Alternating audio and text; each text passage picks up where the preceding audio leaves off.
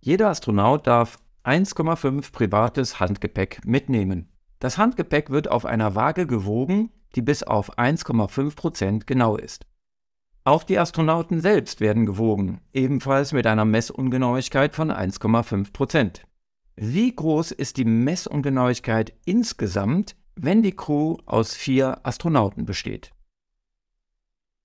Die Beschleunigung der Rakete berechnet man aus der Schubkraft der Triebwerke, geteilt durch die Masse der Rakete, zu der auch das Handgepäck gehört. Die Schubkraft ist nicht immer exakt so groß wie berechnet, weil mit dem Wetter Temperatur und Luftdruck schwanken. Es gibt also eine Abweichung von den Berechnungen, sowohl bei der Schubkraft als auch bei der Masse. Wie groß kann die Abweichung der berechneten Beschleunigung sein, wenn man diese Abweichungen mit einbezieht? Du merkst, es geht um den Einfluss von Messunsicherheiten auf weitere nachfolgende Berechnungen. Übrigens setze ich hier in diesem Video den Begriff Fehler mit der Messunsicherheit gleich. Um jedenfalls die Unsicherheiten 2 oder 3 zu berechnen, gibt es 2 verschiedene Ansätze. Entweder man addiert die Messungenauigkeiten. Jeder vorangegangene Messfehler vergrößert den Fehler der Folgeberechnung. Das Resultat ist dann mit einem ziemlich großen Fehler behaftet. Oder, wie im Fall der Astronauten, die Fehler kompensieren sich. Ein Fehler in die entgegengesetzte Richtung kann einen anderen verkleinern. Dann wäre der Fehler des Resultats kleiner. Beispiel: Angenommen, die Astronautenwaage zeige das Gewicht nur auf 100 Gramm genau an. Wenn sie auf diese Weise das Gewicht von 2 Astronauten auf und das der anderen beiden abrundet, liegt das gemessene Gewicht der ganzen Besatzung ja ziemlich nah am echten Wert, oder? Bei der sogenannten Fehlerfortpflanzungsberechnung gibt es deswegen 2 verschiedene Fälle: die lineare Fehlerfortpflanzung und die nach Gauß. Bei beiden handelt es sich um eine Formel, mit der der Fehler des Resultats durch seine fehlerbehafteten Ursprungsgrößen berechnet wird. Diese Ausdrücke werden bei der linearen Fortpflanzung nur addiert. Bei der Gaußschen Berechnung werden sie dagegen quadriert und unter eine Wurzel gepackt. Die Auswirkung des Wurzelziehens von Quadraten kennt man vielleicht aus dem Satz des Pythagoras. Da werden die Kathete a und b auch quadriert und man erhält die Hypotenuse c. Würde man stattdessen die beiden Katheten einfach nur addieren, das wäre die lineare Methode, dann ergäbe das ein größeres c. Auch in der Fehlerberechnung liefert das lineare Verfahren einen größeren Wert. Deshalb wendet man diese lineare Methode auf die Fälle an, bei denen die Einzelfehler sich addieren.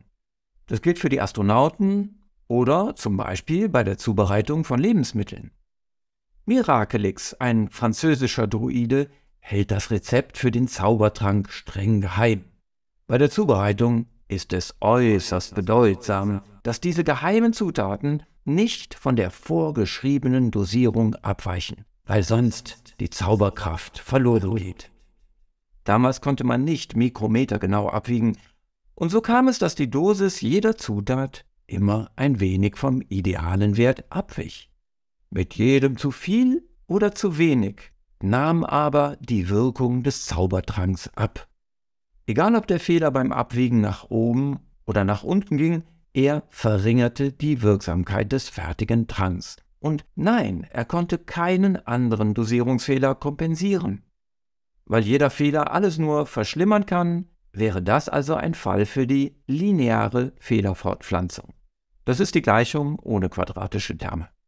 So weit, so gut. Aber hast du jetzt den Durchblick? Mal sehen.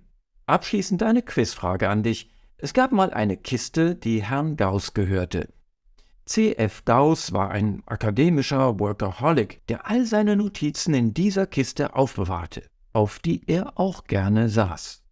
Angenommen, man würde das Volumen der Kiste berechnen. Das geht, indem man die 3 Werte Breite, Höhe und Tiefe miteinander multipliziert.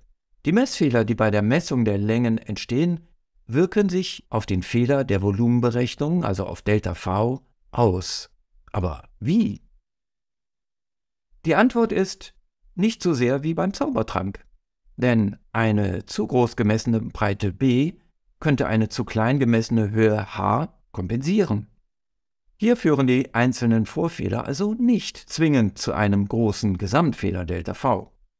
Daher würde man bei der Messung des Kistenvolumens die Messunggenauigkeit ΔV nach demjenigen berechnen, der auf der Kiste sitzt, also nach Gauß.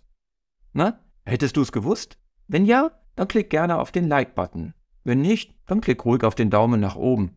Dir noch viel Erfolg beim Lernen. Ciao!